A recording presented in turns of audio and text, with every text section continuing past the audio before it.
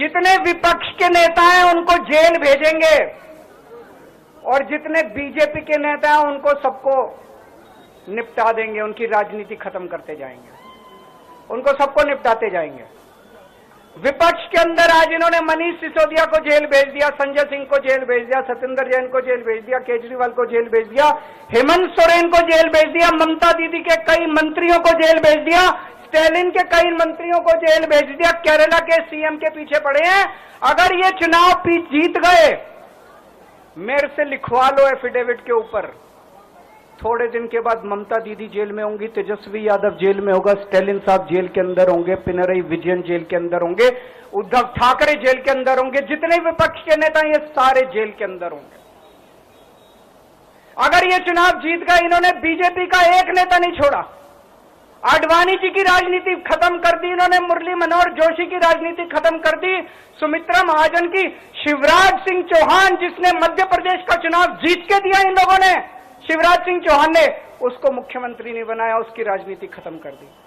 वसुंधरा राजे की जो राजनीति खत्म कर दी इन्होंने, खट्टर साहब की राजनीति खत्म कर दी, डॉक्टर रमन सिंह की राजनीति खत्म कर दी।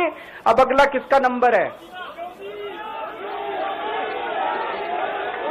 योगी आदित्यनाथ। अगर ये चुनाव जीत गए, मेरे से लिखवा लो, 2 महीने के अंदर उत्तर प्रदेश का मुख्यमंत्री बदल देंगे ये लोग। योगी आदित्यनाथ की राजनीति खत्म करेंगे, उनको भी निपटा देंगे ये लोग। अब एक बहुत महत्वपूर्ण बात करने जा रहा हूं, उसको ध्यान से सुनना।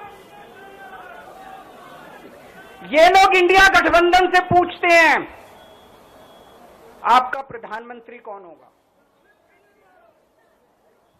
मैं बीजेपी से पूछता हूं आपका प्रधानमंत्री कौन होगा।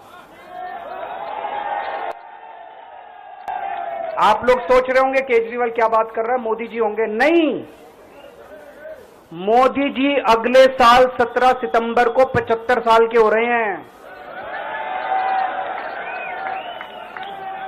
बीजेपी के अंदर मोदी जी ने 2014 में मोदी जी ने खुद ने रूल बनाया था कि बीजेपी के अंदर जो भी 75 साल का होगा उसको रिटायर कर दिया जाएगा।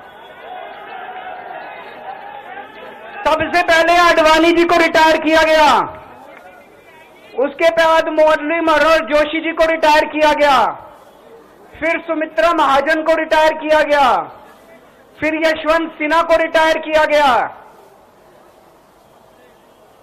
अब मोदी जी अगले साल 17 सितंबर को रिटायर होने वाले हैं। तो मैं बीजेपी से पूछना चाहता हूं आपका प्रधानमंत्री का दावेदार कौन है? दोस्तों, अगले साल 17 सितंबर तक अगर इनकी सरकार बनी, तो उस पर भी आऊंगा मैं, अगर इनकी सरकार बनी तो पहले अगले 2 महीने में योगी जी को निपटाएंगे ये, और उसके बाद मोदी जी के सबसे खास अमित शाह को ये प्रधानमंत्री बनाएंगे। तो मैं लोगों को, देश के लोगों को आगाह करना चाहता हूं, मोदी जी अपने लिए वोट नहीं मांग रहे, मोदी जी अमित शाह को प्रधानमंत्री बनाने के लिए वोट मांग रहे हैं। मैं पूछना चाहता हूं मोदी जी से और अमित शाह जी से, ये मोदी की गारंटी पूरी कौन करेगा?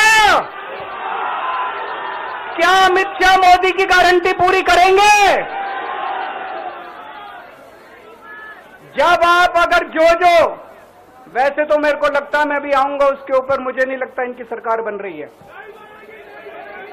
लेकिन जो बीजेपी को वोट देने जाएं वो ये सोच के जाना कि आप मोदी जी के नाम पे वोट नहीं दे रहे, आप अमित शाह के नाम पे वोट दे रहे हैं।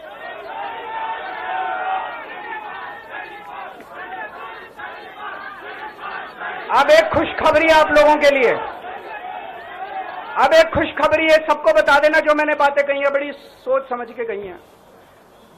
वहां बैठ के यही सोच रहा था 50 दिन से।